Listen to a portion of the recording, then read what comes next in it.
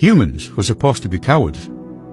The Galactic Federation Species Registry had them listed as a 2 of 16 on the Aggression Index. Our interactions with the Terran Union up until this point supported those conclusions. They had not fought any wars amongst themselves in centuries, and had formed a unified world government prior to achieving FTL travel. They had responded with eagerness rather than hostility to first contact, unlike many species. Earth had resolved every dispute through diplomacy and compromise since it became an official member of the Federation. For example, a few years ago, the expansionist Xenic claimed a Terran mining colony as their territory. The Federation braced itself for a minor conflict, as they expected the humans to defend their outpost. But the humans simply shrugged and agreed to hand off the planet for a small yearly fee. Rather than going to war, the Terrans somehow ended up as prominent trading partners for the Xenic. There was also an incident where the paranoid Horda Al arrested Terran ambassadors on charges of being spies.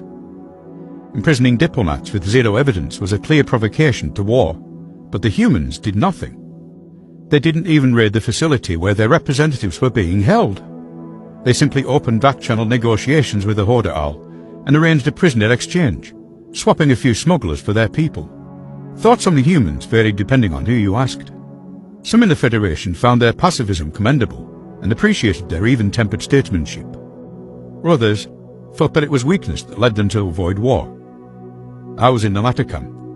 The only reason not to respond to blatant insults with aggression was that they didn't have the wits or strength for it.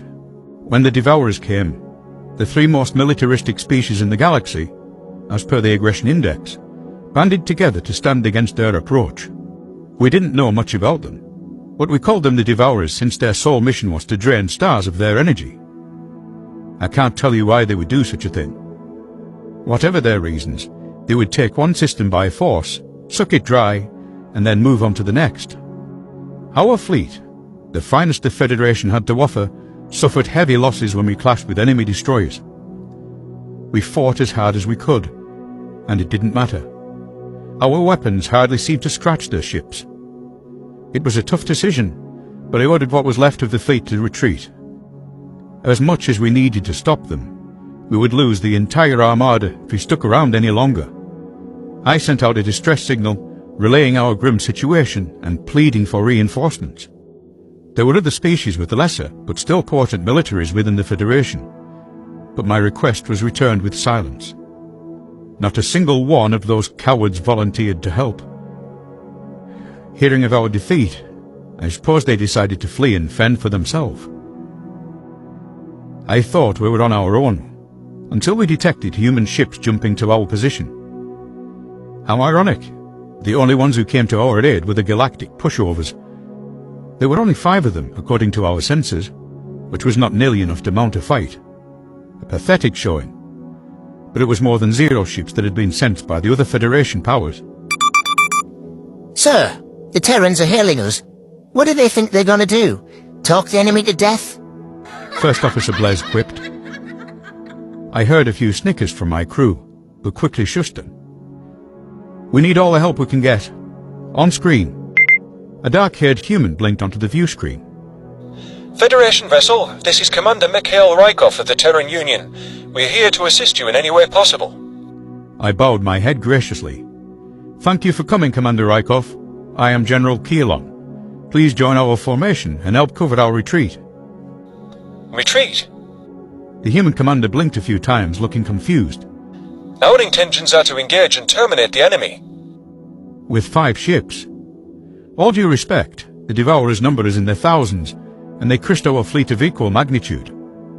I wouldn't expect a peaceful species like yours to understand warfare, but it's in your interest to follow our lead, I said. Commander Rykov seemed even more confused. You think humans are a peaceful species? What the hell? Why would you think that? Well, you never fight with anyone. You resolve everything with talk. Humans are the lowest-rated species on the Aggression Index, I replied. I see. The Federation has misjudged us there. Do you know why we avoid war, General? Because you don't think you can win? Fear? The human laughed heartily. Ha ha ha! No.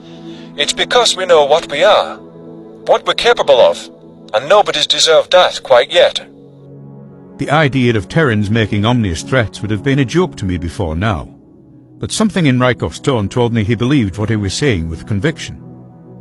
This was a clear case of delusion, stemming from a lack of experience with interstellar warfare. The Devourers would make fools of the Earthlings and punish them for their overconfidence. However, if the commander really wanted to send his men to a slaughter, I would not stop him. If you insist on fighting, I certainly won't stand in your way. But know that you're on your own. We're getting out of here. What is your plan? I asked. We brought a nanite bomb we developed. We've never actually used one before, since in about 5% of simulations they didn't stop with localized entities and consume all matter in the universe. Commander Rykov said this way too casually for my liking. But we programmed them to self-destruct after a few seconds, which will probably work. Ensign Carter, fire at the enemy in 5 seconds. My eyes widened in alarm. Wait, hold up, you just said it could destroy everything. The Terran flagship fired a missile before I could get in another word to stop them. At first, I thought that they had missed their mark. The projectile sailed through the Devourer fleet, not connecting with a single ship. Then, it detonated at the rear of the formation, and all hell broke loose. Space itself seemed to shudder as an explosion tore through anything in its vicinity. The force was so powerful that our sensors could only provide an error message as measurement. At least a third of the Devourer fleet was instantly vaporized, as an improbable amount of energy and heat had turned them into metal soup. There was no way any occupant of those ships lived through that. The enemy vessels further out from Ground Zero survived the initial blast, though many of them sustained heavy damage. But an invisible force seemed to be slowly dissecting each of them. I could only watch in disbelief as the mighty cruisers disintegrated bit by bit. I suppose the bomb had thrown out a swarm of nanobots, which had attacked the ship's structure on a molecular level. The Devourers hardly knew what hit them. By the time they thought to return fire, there was nothing left to return fire with. Their arsenal evaporated in a matter of seconds, and undoubtedly their personnel suffered the same fate. Where there had once been an unstoppable army, now only stood empty space. The humans had unleashed a wave of destruction that was unrivaled by anything I had ever seen in my military career, with just a single missile.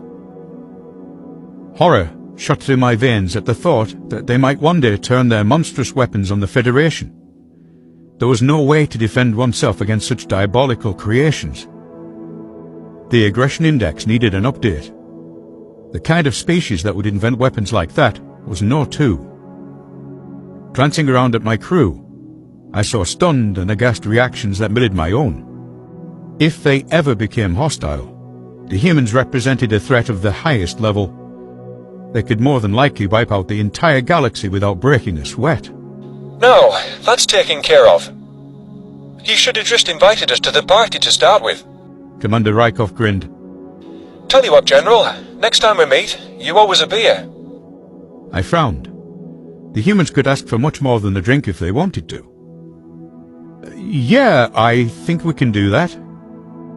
Commander Rykov terminated the call, and I watched as the Terran ships warped back into hyperspace. I was still trying to wrap my mind around the whole thing, and I wondered how I was going to put this into words for the combat report. The Federation had no idea who the Terrans truly were, but I was going to make sure that they did. And as I played the events of the day over in my mind, it clicked. I finally understood why such a powerful species would not show its hand. The humans avoid war because it would be too easy for them to win.